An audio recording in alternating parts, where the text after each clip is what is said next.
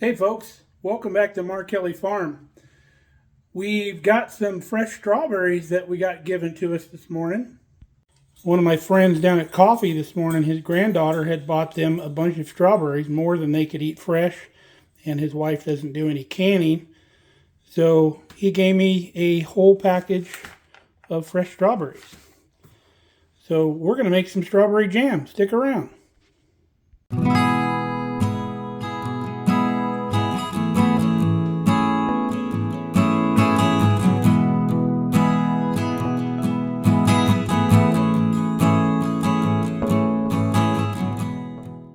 Now I'm going to save a couple of these for Kelly to eat fresh because she really enjoys strawberries.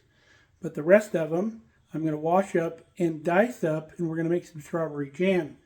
Super easy. You don't need any pectin. Very simple.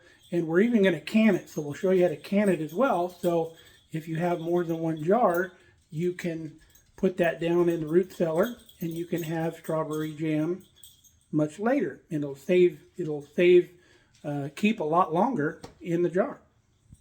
Got our strawberries rinsed. These containers have holes in them, so you can rinse them right in the containers. We did the same thing with our grapes. And if you're curious about how our sprouting's doing, our sprouting's been doing awesome. This is our third round of sprouts. We really enjoy them. But back to the strawberries. So I'm going to get my paring knife now, and we're going to take the cores out of these strawberries. And when you core a strawberry, you just take the tip of your knife, put it down underneath that core, kind of like you would a tomato, kind of at a 45-degree angle. Just go around, and that core comes right out. And then as I'm doing this, since they're already cleaned, I go ahead and core these, or not core them, but quarter these strawberries so they're ready to cook. And I'm putting them right in our measuring cup so I know how much strawberries I have when we're done, because you need to figure out how much sugar you need for your strawberries. Oops, we didn't want that in there. So we just go through and quarter. So people would be amazed at the sugar to fruit ratio in jams and jellies. The ratios for most jellies or jams are probably about equal parts of fruit to sugar. So if we have 4 cups of fruit, we're going to mix it with 4 cups of sugar. So that's why we're measuring our strawberries. I'll get the rest of these done, and then we'll get at the next step. Now, berries here in the Midwest, most of them will come from a place called Driscoll's Berries out near the coast in California, right around Watsonville, California. They have lots of berry farms.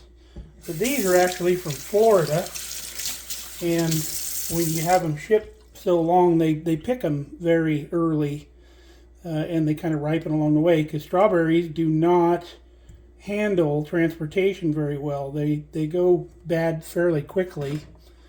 So you want to not let them sit around too long.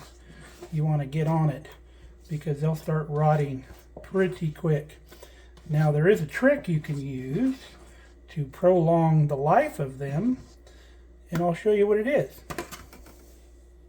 Now we have these vacuum seal canisters that come with our food saver. The enemy to most of your ripe fruit is oxygen. The fruit oxidizes, starts turning brown, and then starts rotting fairly quickly. If you can put them in a container and remove the oxygen and then keep them in your fridge, they last a whole lot longer. But strawberries around our house don't ever last long enough to rot. I guess I should say they don't sit around long enough, because they get ate. Even our little strawberry patch out front, most of those strawberries do not make it in the house. Those are garden snacks. Now we've got right at 3 cups of strawberries. It's a little over 3 cups in this dish, but with all the spaces in there, we're going to consider it 3 cups. So we're going to get our saucepan out, and we're going to get 3 cups of sugar, and we're also going to use some lemon juice. We've got our fruit and our sugar in our saucepan, so now we need to add some acid. So the reason we want to add acid is the acid will keep those strawberries from oxidizing and turning kind of a brownish color.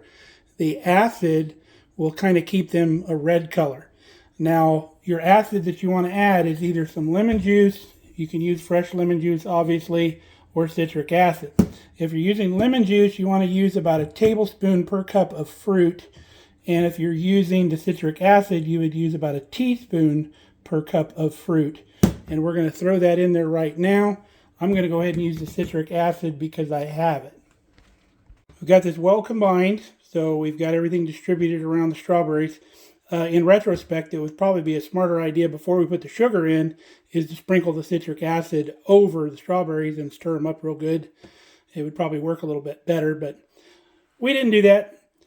So we'll get the fire going on these. I'm going to start them at about medium heat until this stuff starts coming together. And then we'll cook it a little bit till we get the consistency that we want, and then we'll show you how to can it. It's been about 3 minutes. You can see everything starting to come together. The strawberries are giving off their juice. The sugar is starting to dissolve. And we're going to continue to cook on medium heat until this starts to simmer, and then we're going to turn to low. Our fruit mixture is simmering.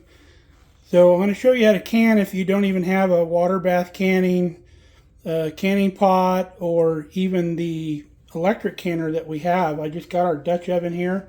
Throw your steamer rack inside. My steamer rack allows you to take the legs off of, so I did that so they get further, the jars that get further down in the water.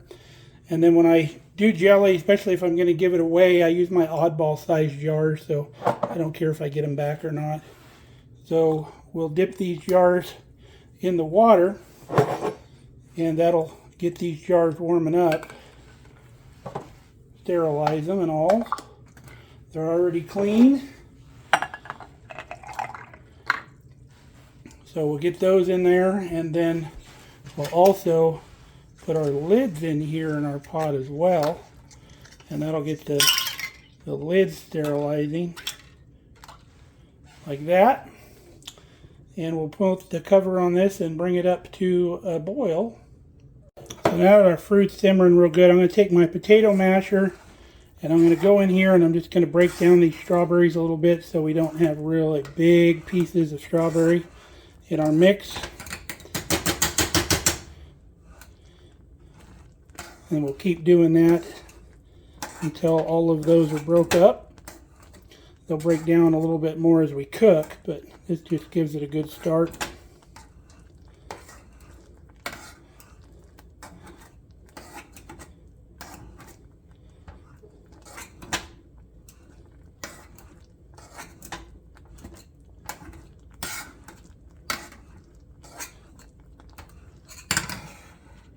Now we've switched over to our thermometer spatula. It's got a thermometer built right in. You can see it goes all the way down to the bottom. And we want to run this to 220 degrees, and we're about there. We stir it, it'll go down a little bit. But now we're going to turn this fire off, and as this sits now, all of this foam is going to go away. And our pot over here is boiling, so we're ready to jar things up. We've got our jars out of the boiling water, ready to fill them. Now, because we had 3 cups of fruit, 3 cups of sugar, I'm assuming we got about 4 cups of our jam mixture. So that's a half pint is a cup, so we got 4 of these. If we don't fill the 4th one, we just put a lid on it and throw it in the fridge. So because our pot has a nice pour spout on it, we can utilize that to fill our jars. And I'm going just right above that shoulder on the jar. You can see some of the whole fruit or the fruit pieces going in there. That's what makes jam so good. And that's the difference between jam and jelly. Jam has the whole fruit in it, whereas jelly is usually just made from the juice of the fruit, and usually requires a little bit of pectin to get it to set. See, we're not going to be able to fill 4 full jars. So we're going to have a refrigerator jar, which is fine. Let me get my spatula.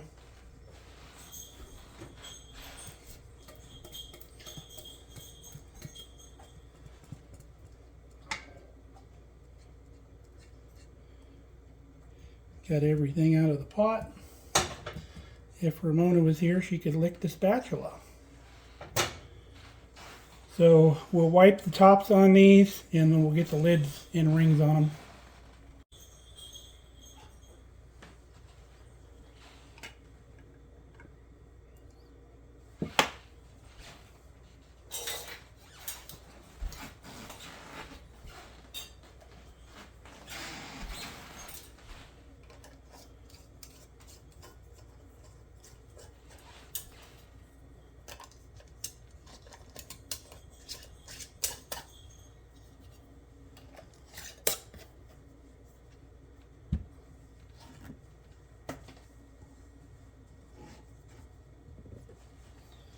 Alright, we're going to put these in our water bath.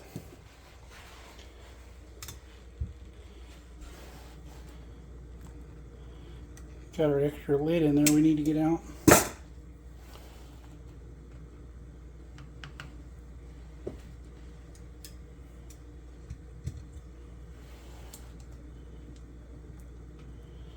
Now I'm going to need to ladle a little bit of water out of here because I dumped the jar water into the pot. Alright, got them all in. Once that comes up to just a little bit better boil, we're going to set a timer for 10 minutes. Now, if you're ever in question if your jam is going to set or not, get a little bit on a spoon, throw it in your freezer, and let it cool down to a little colder than room temperature, and then take it out, and that'll tell you whether it's going to set or not. If you don't have a thermometer, like this spatula thermometer, it's really cool. In fact, I'll put the link for that in the description if you're interested in that. Works great for candies and such. But if you don't have one of those, just look for the consistency of about pancake syrup or so, and then it should be fine. If not, do the spoon test like I told you. Got our jelly out. I just used the other jar for a PBJ. Sounded good. So that's how you do it. Now you can see the little bubbles on top. See the white stuff in there? Those are just air bubbles. They don't hurt anything, but when you open the jar, if you don't like that, you can just scoop it out. No big deal. Some people scoop it out before they can it, but it's just air bubbles. So look at the nice, beautiful red color of that strawberry jam. Good stuff. So that's how you make jam. Not much to it.